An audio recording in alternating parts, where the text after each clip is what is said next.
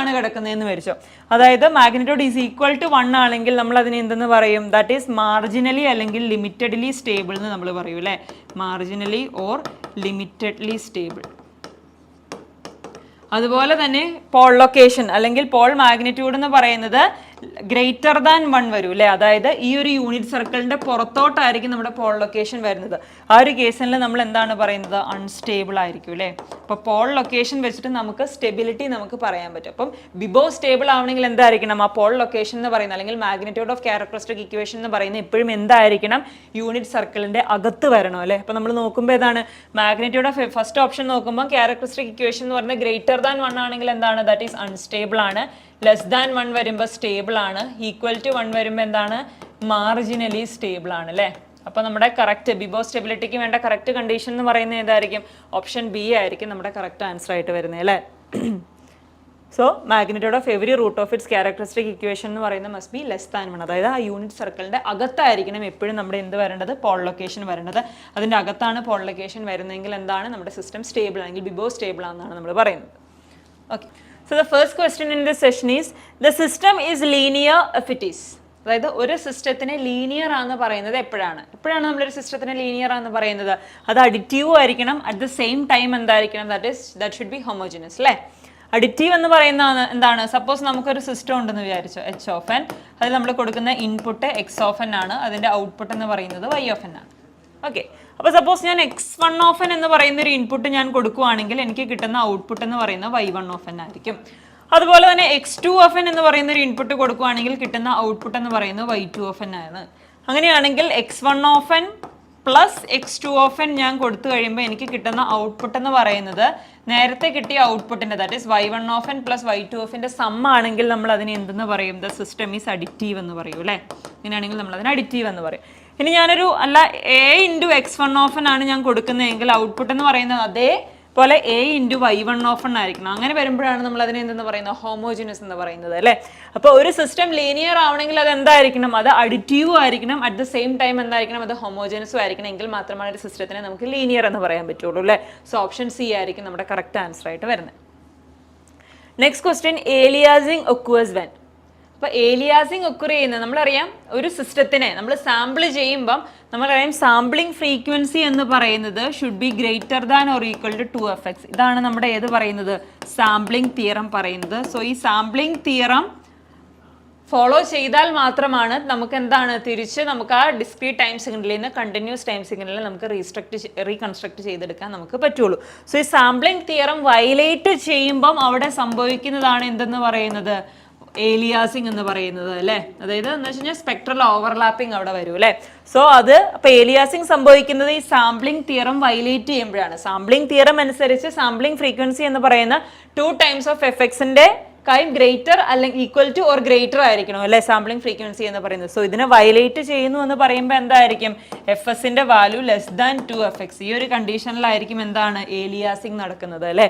So aliasing happens when fx less than 2fx. So option D ആയിരിക്കും നമ്മുടെ correct answer ആയിട്ട് വരുന്നത് അല്ലേ. അപ്പോൾ ഏലിയാസിംഗ് നടക്കുന്ന എപ്പോഴാണെന്നൊരു ഐഡിയ നമുക്ക് ഉണ്ടായാൽ മതി. That is sampling theorem violate ചെയ്യുമ്പോഴാണെന്നൊരു ഐഡിയ നമ്മുടെ മെമ്മറിയിൽ വരണം. സോ അപ്പോൾ നമുക്ക് എന്താണ്? fs ലെസ് ദാൻ 2fx ആയിരിക്കും ആൻസർ വരുന്നത്. Next question, A signal x of t is equal to cos 3 pi t plus 2 cos 10 pi t is ideally sampled. Find the maximum allowable interval between the samples.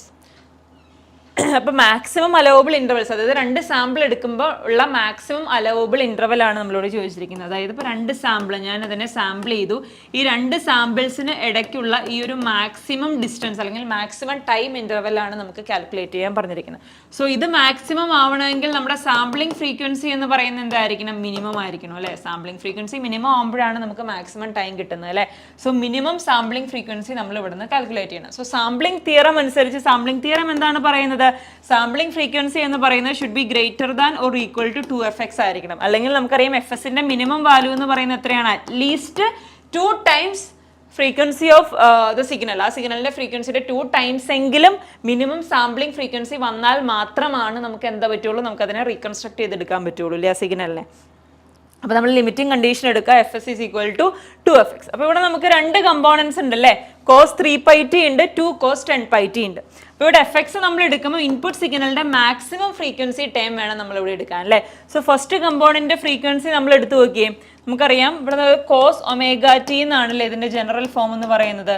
അല്ലെങ്കിൽ നമുക്ക് എന്താ അറിയാം, cos 2π omega എന്ന് വെച്ചാൽ 2πf ആണല്ലേ, that is cos 2πf into t ആയിട്ട് നമ്മൾ compare ചെയ്യുക. സോ കോസ് 3πtനെ കോസ് 2πf ഇൻറ്റു ടി ആയിട്ട് കമ്പയർ ചെയ്യുമ്പോൾ നമുക്ക് എന്ത് വരും, 3πt is equal to 2πf into t അല്ലേ. അപ്പോൾ നമുക്ക് നമ്മുടെ ഫ്രീക്വൻസിയുടെ വാല്യൂ എത്ര കിട്ടും, ഫ്രീക്വൻസിയുടെ വാല്യൂ എന്ന് പറയുന്നത് 3/2 ദാറ്റ് ഈസ് 1.5 അല്ലേ. അപ്പോൾ ഫസ്റ്റ് സാമ്പിളിംഗ് ഫ്രീക്വൻസി എന്ന് പറയുന്നത് 1.5 സാമ്പിൾസ് പെർ സെക്കൻഡ് ആയിരിക്കും.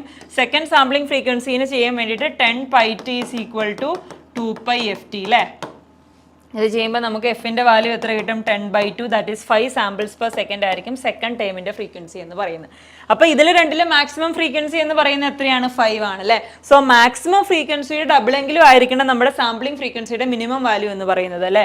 സോ എഫ് എസ് മിനിമത്തിൻ്റെ വാല്യൂ എത്രയായിരിക്കണം, 2 × 5 ആയിരിക്കണം, that is 10 samples per second എങ്കിലും മിനിമം എന്ത് വേണം, ഈ സാമ്പിളിംഗ് ഫ്രീക്വൻസി വേണം, എങ്കിലാണ് നമുക്ക് സാമ്പിളിംഗ് തിയറം നമുക്ക് ഒബേ ചെയ്യാൻ പറ്റുള്ളൂ അല്ലേ.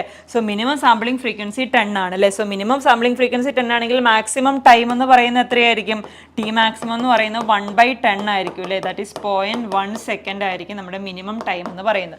അതായത് രണ്ട് സാമ്പിൾസിൻ്റെ ഇടയ്ക്കുള്ള മിനിമം ടൈം 0.1 സെക്കൻഡ്, മാക്സിമം അത്രയേ വരാൻ പറ്റുള്ളൂ. അതനുസരിച്ച് പിന്നെ നമ്മൾ സാമ്പിളിംഗ് ഫ്രീക്വൻസി എഫ് എസിൻ്റെ വാല്യൂ കൂട്ടുന്തോറും എന്ത് സംഭവിക്കും, നമുക്കറിയാം ഈ സാമ്പിൾസ് എടുക്കുന്ന ടൈം കുറഞ്ഞു വരും അല്ലേ. അതായത് അടുത്തടുത്ത ടൈമിൽ നമ്മൾ സാമ്പിൾസ് എടുക്കും, അപ്പോൾ നമുക്ക് എഫക്റ്റീവ്ലി നമുക്ക് റീകൺസ്ട്രക്ട് ചെയ്യാൻ പറ്റും. സോ ഇവിടെ നമ്മളോട് ചോദിച്ചിരിക്കുന്ന മാക്സിമം അലവബിൾ ടൈമാണ്, ദാറ്റ് ഈസ് എഫ് എസിൻ്റെ വാല്യൂ മിനിമം ആകുമ്പോഴായിരിക്കും. സോ നമുക്ക് എത്ര കിട്ടും, 0.1 സെക്കൻഡ് എന്ന് നമുക്ക് കിട്ടും.